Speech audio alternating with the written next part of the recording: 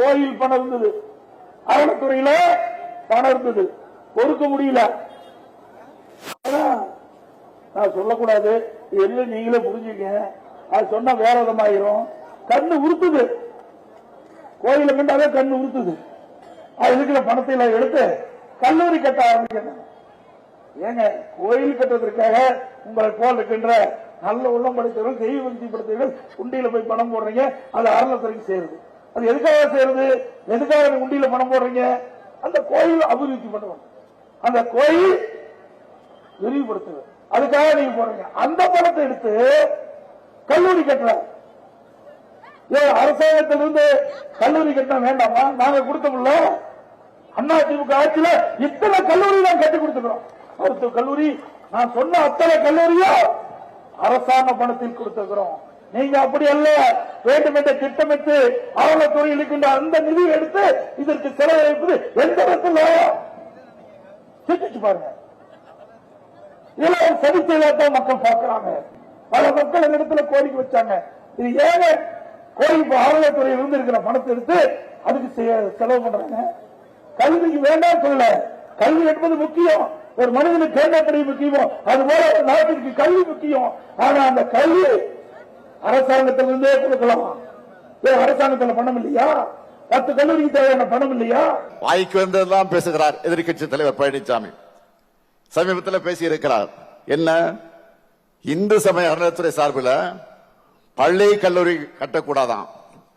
இதுக்கு முன்னாடி பாஜகவுக்கு வெறும் டப்பிங் வாய்ஸ் தான் கொடுத்துட்டு இருந்தார், பேசிக்கிட்டு இருந்தார். இப்ப பாஜக ஒரிஜினல் வாய்ஸாக பேச ஆரம்பிச்சிட்டார். அறநிலையத்துறை சட்டத்திலேயே கல்லூரி தொடங்க சட்டம் இருக்கு.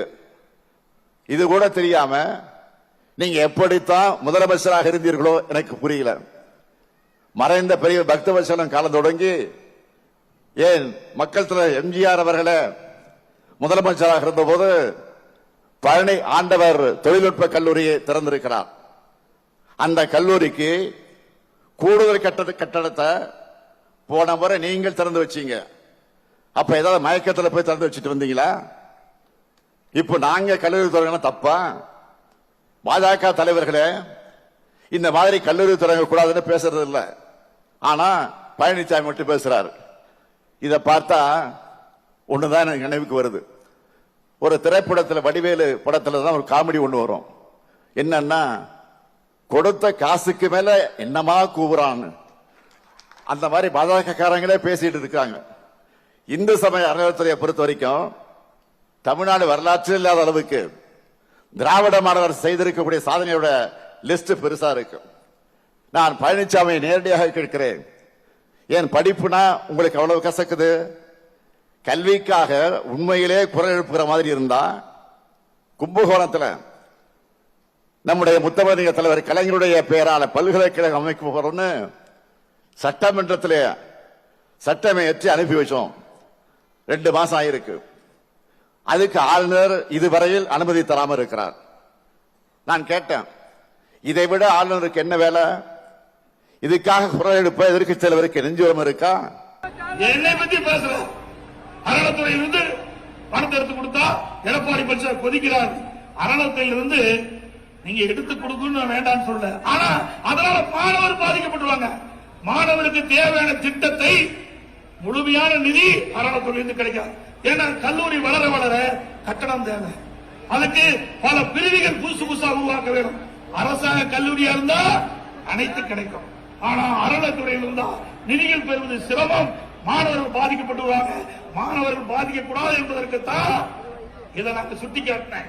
ஏன்னா ஏற்கனவே இன்னைக்கு பல்கலைக்கழகத்தில் இருந்த உறுப்பு கல்லூரியில் இருக்கிற மாணவர்கள் பாதிக்கப்பட்டான்னு சொல்லிதான் அரசு கலைக்கல்லூரி ஆக்கணும். அதே மாதிரி கூட்டுறவு சர்க்கரை ஆலையில் இருக்கிற பாலிடெக்னிக் எல்லாம் பாதிக்கப்படும் சொல்லிதான் அது அரசு பாலிடெக்னிக் கல்லூரி ஆக்கணும்.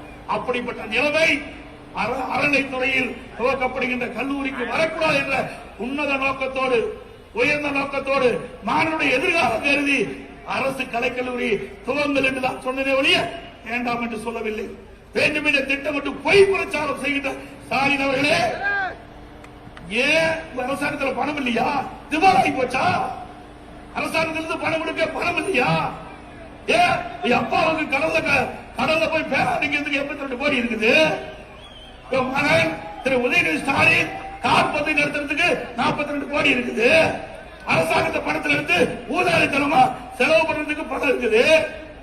மாணவர்கள் கல்வி கற்பதற்கு அரசின் சார்பா கலைக்கல்லூரி கட்டும் சொன்னா நீங்க தவறா நினைக்கிறீங்க? சொல்லுங்க பார்க்கலாம். வேண்டுமென்றே திட்டமிட்டு தவறான அவதூறான செய்தி பரப்பிட்டு இது கடும் கண்டனத்துக்குரியது. மாணவருடைய எதிர்காலம் கருதி அவர்கள் மேலும் மேலும் உயர்ந்த நிலைக்கு வர வேண்டும். அந்த அடிப்படையில் தான் அரசு கலைக்கல்லூரி வேண்டும் என்று நாங்கள் கோரிக்கை வைக்கின்ற உங்களை போல ஏமாற்றுகின்ற கட்சி அதிமுக கட்சி இல்ல. மாணவர் மீது அக்கறை கொண்ட கட்சி அதிமுக கட்சி.